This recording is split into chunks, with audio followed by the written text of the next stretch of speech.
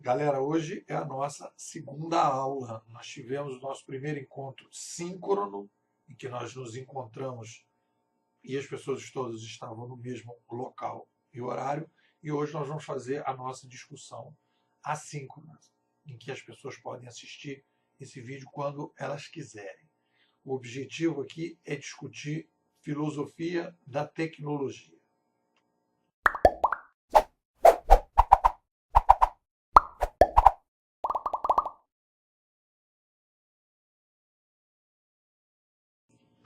Por que que a gente precisa discutir filosofia para entender esse mundo novo, atuar para promover transformação digital, para dar aula, para fazer palestra, para fazer consultoria? Por que que eu preciso trabalhar com a filosofia? Então, a gente precisa entender que a gente vive, a gente opera, o ser humano opera numa bolha em que ele cria para entender a realidade. A gente não entende a realidade diretamente. Vamos dar uma olhadinha no desenho. Então a gente vai ver aí que existe uma realidade em vermelho, uma identidade em amarelo e uma percepção. Então o que nós temos é uma percepção da realidade olhando da identidade. Então a gente não olha a realidade diretamente. A gente olha para a nossa percepção, que é construída numa espécie assim, de interpretação da realidade. Aí você vai me perguntar, Nepô, como é que a gente muda a percepção? Quando é que a percepção é necessária mudar? Porque a percepção é uma ferramenta que a gente tem de sobrevivência. Então a gente precisa ter um alinhamento entre a minha identidade, que quer sobreviver, que quer viver cada vez melhor, que é o desejo da identidade, né? É viver cada vez melhor, expandir a sua capacidade, da sua própria natureza, o seu potencial. Então, a gente tem ali uma busca de felicidade, de motivação, que a identidade vai procurar, e aí ela tenta criar uma percepção melhor possível para lidar melhor com a realidade. Em que situações eu começo a perceber que a minha percepção começa a dar problema, que eu preciso fazer alguns ajustes? Vamos ver. A primeira coisa que a realidade às vezes acontece na realidade de mudança é quando a gente tem uma nova tecnologia de medição, de observação, de capacidade de olhar. Então crio o microscópio, eu consigo olhar para as micro coisas e eu começo a ver o mundo completamente diferente. Foi o que mudou muitas coisas na sociedade. Quando eu crio o telescópio, que eu consigo começar a olhar as estrelas. Quando eu lanço o Hubble, né, o telescópio que fica lá a 560 quilômetros da Terra, circulando, andando lá de 90 em 90 minutos, ele fica andando e fica olhando para as coisas todas e vendo coisas que a gente nunca conseguiu ver, a gente começa a mudar completamente a maneira de pensar as coisas, porque eu introduzi uma nova tecnologia de medição, ressonância magnética, raio-x, né? E aí eu crio ferramentas de medição, etc. Eu crio a possibilidade de poder enxergar melhor. Então é a primeira coisa que assim que a gente consegue ver a realidade de forma diferente. Isso tem influência direta na nossa percepção.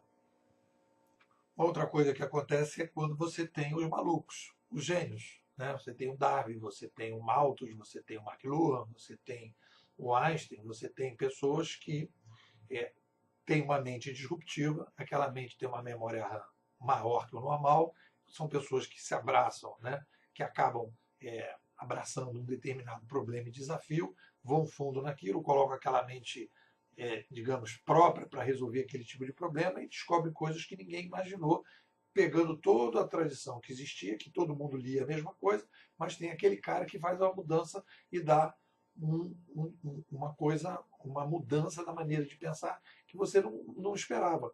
Então, isso também é uma coisa que faz com que, de repente, determinadas maneiras de pensar, determinados paradigmas, determinadas formas de pensar se quebrem a partir da chegada dos malucos.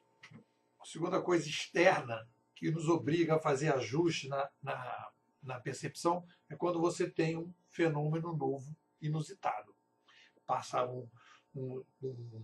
uma epidemia que nunca aconteceu, como é o caso da AIDS, por exemplo, quer dizer, da onde vem isso, como é que é uma pandemia, como é que essas coisas aconteceram, de onde é que vieram, como é que funcionou. As pessoas têm que começar a descobrir coisas novas, né? Tem uma tsunami num lugar que nunca aconteceu, um vulcão que nunca explodiu e um dia explode, e coisas que vão acontecendo, como agora, com a chegada do digital, que você aparece o Napster, aí surge uma manifestação como aqui no Brasil em 2013, que a garotada toda vai para a rua, você fica se perguntando o que esse pessoal está falando, como é que isso, o que acontece, não tem líder, ninguém quer líder, ninguém quer sindicato, ninguém quer partido, como é que essas coisas se explicam? Então você começa a perceber, como aconteceu também na Idade Média, que as pessoas começaram a ter lá a peste negra, e quanto mais as pessoas iam para a igreja rezar, mais peste negra as pessoas estavam pegando, ou seja, não era a religião que ia resolver aquele problema, mas a ciência. Então, esse tipo de fenômenos novos, obrigam a gente a dizer, não, tem alguma coisa que a gente tem que fazer ajuste nas nossas percepções, não tá, a coisa não tá legal. E aí você começa a perceber que os fenômenos, quer dizer, a sua percepção com a realidade começa a ficar incompatível. E o que a gente está vivendo na sociedade hoje é uma espécie assim de desencaixou a percepção com a realidade. Os fenômenos que nós estamos vivendo, as nossas percepções não estão compatíveis com o que está acontecendo. Existe uma crise de percepção, que o nosso amigo Thomas Kuhn chamou de crise de paradigma. E aí você vai reparar que o triângulo amarelo, que é a percepção, não está batendo com a figura da realidade em vermelho. Há uma incompatibilidade. E, então qual é o diagnóstico se a gente for pegar o método científico, fizer uma visão assim mais sofisticada do que está acontecendo? Qual é o diagnóstico que nós temos se a gente olhar do ponto de vista da filosofia, do método científico, aproveitando todo o arsenal dos pensadores do passado, não jogando esse pessoal fora, incorporando a visão desse pessoal. Então, qual é o diagnóstico? O diagnóstico é o seguinte: nós estamos vivendo uma crise de paradigma provocado por um fenômeno novo que aconteceu na sociedade, que os nossos paradigmas, até então, não imaginavam que fosse possível, não imaginavam que isso fosse acontecer, não houve prognósticos de ninguém dizendo, olha, vai acontecer uma mudança, vai chegar uma nova mídia, vai mudar tudo, etc. Papá. Ninguém falou nada disso, todo mundo foi surpreendido e a gente não consegue entender o que está acontecendo. Então, vou repetir, nós temos uma crise de paradigma a partir de um fenômeno novo em que não há encaixe entre o fenômeno novo e as teorias de plantão. Então, o que nós temos que fazer? Ou a gente fica brigando com o fenômeno novo para ele não acontecer, rezando para que ele fique quietinho no lugar dele, que ele não se desenvolva, que é o que todo mundo está tentando fazer, ou a gente faz a coisa que é o adequado a fazer dentro da ciência. A gente ajoelha, diz para a professorinha que é a vida, olha, a gente tem que se render, dizer que as nossas percepções têm problema, e a gente começa a ver aonde que a gente começa a fazer o ajuste para poder entender o novo século a partir de uma base mais estruturada, que é o que a gente vai fazer aqui no nosso curso. Então, para a gente fechar essa parte 1 da filosofia, o que nós vamos trabalhar? Primeiro, o ser humano, isso é uma característica do saber. Eu faço, às vezes, debate em sala de aula, as pessoas ficam dizendo, existe realidade lá fora, existe uma realidade, existe uma realidade, não existe realidade, existe realidade. A discussão é a seguinte, objetivamente, para os sapiens, para a nossa espécie, que é o que interessa, nós nunca vamos chegar à realidade, porque nós temos paradigmas que vão sendo sempre alterados, nós temos uma percepção que precisa sempre ser ajustada, ou porque chega nova tecnologia, ou porque a gente tem um maluco que vem falar coisas completamente diferentes, ou aparecem fenômenos novos, e tudo isso faz com que a gente tenha sempre uma espécie assim, ver a realidade como um vulto, e a gente tem que assumir isso, tem que assumir humildemente essa relação com a realidade e dizer a gente nunca consegue enxergar a realidade diretamente, sempre através de um filtro, e esse filtro precisa de ajustes dependendo da situação. A nossa realidade é histórica, a nossa realidade muda com o tempo. Isso é fundamental. E aí a gente vai perceber que, diante do digital, existe um fenômeno novo que obriga a gente a fazer uma revisão filosófica dos nossos paradigmas. E aí a gente vai entrar na parte 2. Qual é essa revisão filosófica necessária para que a gente possa enxergar esse século XXI de forma melhor? Partindo para a parte 2.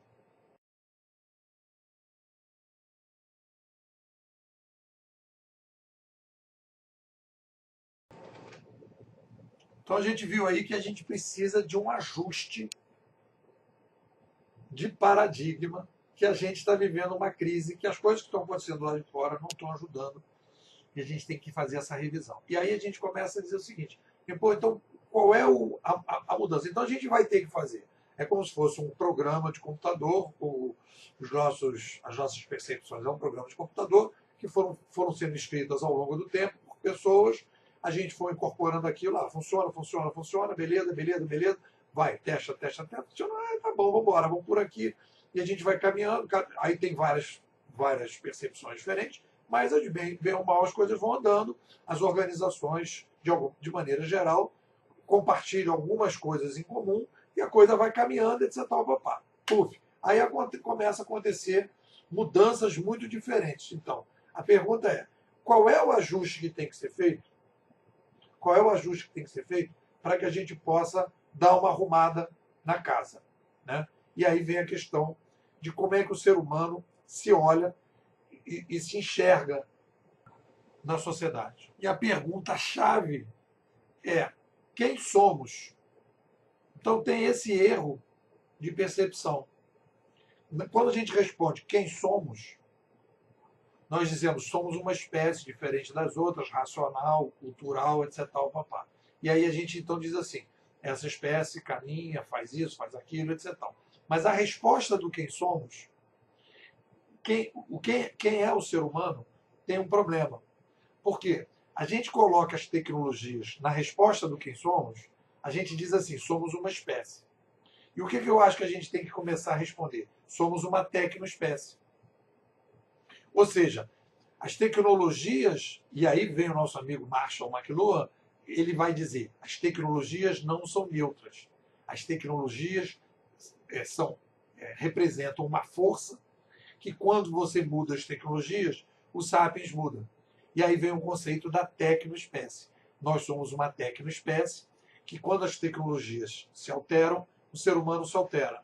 Então a gente vive numa espécie de tecnoplaneta, numa tecnobolha, numa tecnoecologia, que quando as tecnologias mudam, o ser humano muda. E aí a gente começa a ter a primeira chavezinha para entender o século XXI. A gente tem um problema aí na relação com as tecnologias. A gente não entende direito as tecnologias. Eu faço a brincadeira em sala de aula que eu pergunto, aí eu faço uma história que a pessoa diz que é natureba, aí eu falo que a pessoa vai para a casinha dela em Mauá, e aí eu pergunto como é que ela vai, ela fala vai de Jeep, eu falo, mas Jeep não é uma tecnologia? Aí a pessoa, não, mas Jeep é um carro. Então, a pessoa diz, não, tecnologia é só aquilo que é novo. O que é velho não é tecnologia, é cultura. Não, não é cultura, é tecnologia que foi aculturada. E aí a tecnologia fica invisível. Então, o que acontece? Quando a gente tem uma nova tecnologia, ela vai começar a provocar mudanças na sociedade que a gente não entende. Por quê? Porque a gente acha antinatural. Porque a gente está olhando a tecnologia que é nova e a gente acha que todas as tecnologias que já foram incorporadas não são tecnologias, é parte da nossa cultura. Está vendo? Está dando para entender a confusão?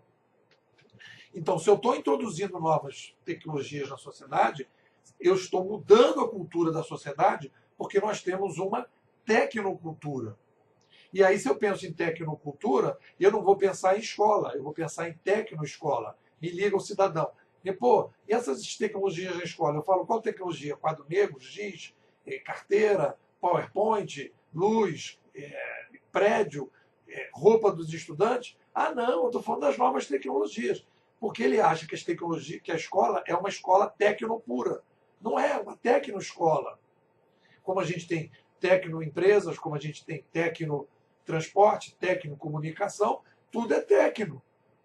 Então, se eu mudo a tecno, eu mudo a cultura e mudo todas as estruturas da sociedade, porque a gente começa a possibilidade de recriar a cultura. Se a gente não entender isso, que é a base da resposta do quem somos. Somos uma tecnoespécie.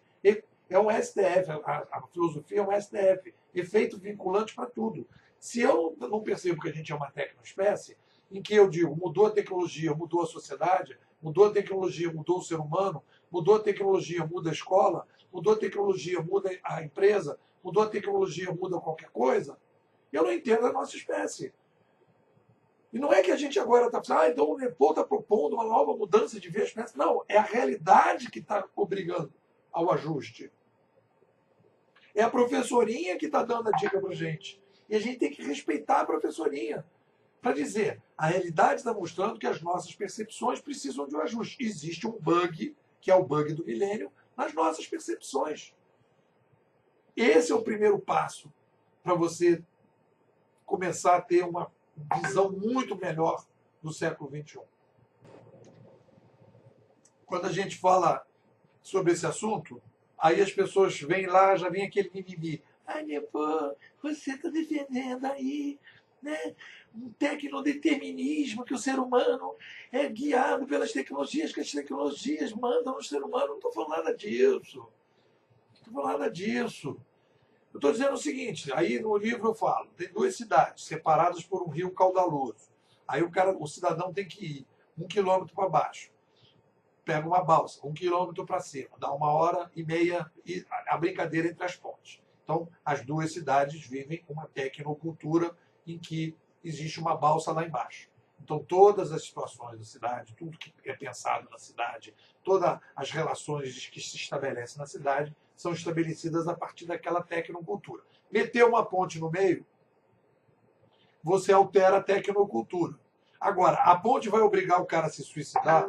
A ponte vai criar o critério de fulano vai resolver namorar com fulano? Vai criar a boate de um lado para o outro? Quem vai criar isso é o ser humano. Mas esse cara só vai conseguir criar isso se tiver a maldita ponte. Se não tiver a ponte, não vai fazer. Então, quando você quebra a barreira ecológica, cria uma ponte, você quebrou uma parede tecnocultural. E a partir dali, são duas novas cidades, com milhares de possibilidades que não existiam antes da ponte. Aí você pensa, a chegada dos barcos e dos navios, a chegada do avião, a chegada do telescópio, a chegada do microscópio, a chegada de qualquer coisa que potencializa o ser humano para fazer coisas que ele não podia fazer.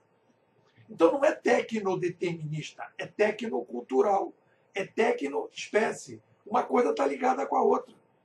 A cultura muda a tecnologia muda a cultura. Eu não posso dizer que a tecnologia manda na cultura, nem que a cultura manda na tecnologia, porque é uma tecnocultura. Está ligado?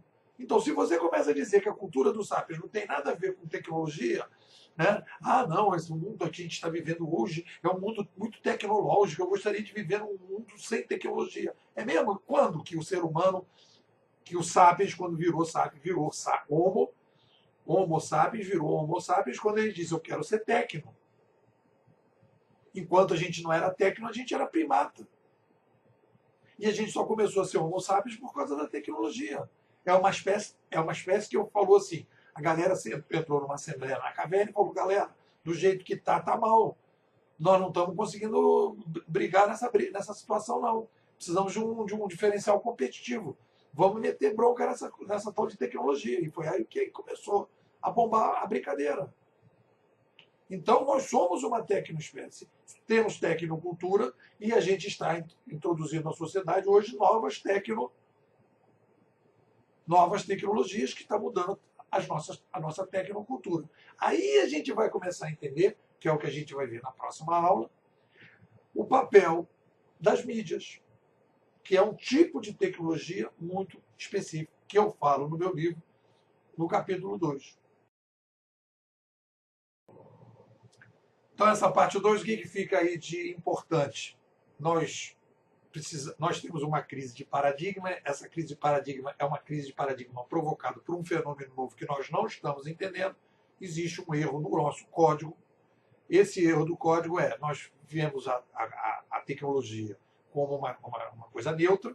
Vamos fazer o cálculo lá do que vai acontecer no futuro. Ah, as tecnologias, isso não importa, porque a cultura está acima de tudo e tal. E aí você, não, a gente controla tudo e tal, as tecnologias não mudam nada, e as tecnologias estão mudando a sociedade, e a gente não está conseguindo enxergar porque existe esse fator que nós somos uma tecnoespécie. Ora, a tecnologia, ela afeta a cultura, porque ela permite que a cultura se expanda, né? E ora a gente incorpora aquilo tudo e aquilo ali se consolida. Então é um joguinho ida e volta que vai brincando.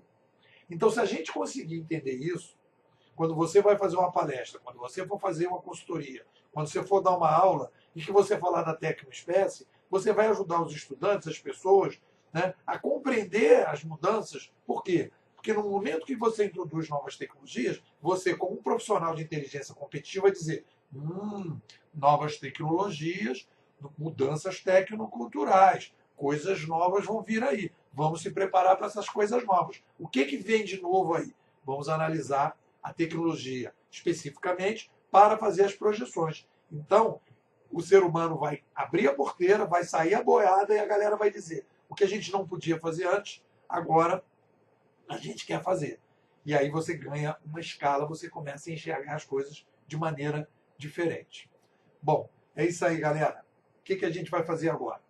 Você vai ver o vídeo todo, vai entrar no link do formulário que vai ser mandado para o grupo do WhatsApp, vai entrar lá, vai preencher o formulário, vai dizer o que você achou, o que foi de importante, qual é o resumo, o que ficou de importante e quais são as perguntas. E a partir daí, ao longo da semana, a gente vai ajustando esse debate filosófico para você ter consistência, diferente do que está acontecendo no mercado, para fazer o ajuste necessário na resposta do quem somos. Nós não somos uma espécie que a cultura manda na tecnologia. É uma espécie tecnocultural, uma tecnoespécie que, quando chegam novas tecnologias, a gente começa um novo ciclo na sociedade humana. Bom, é isso aí.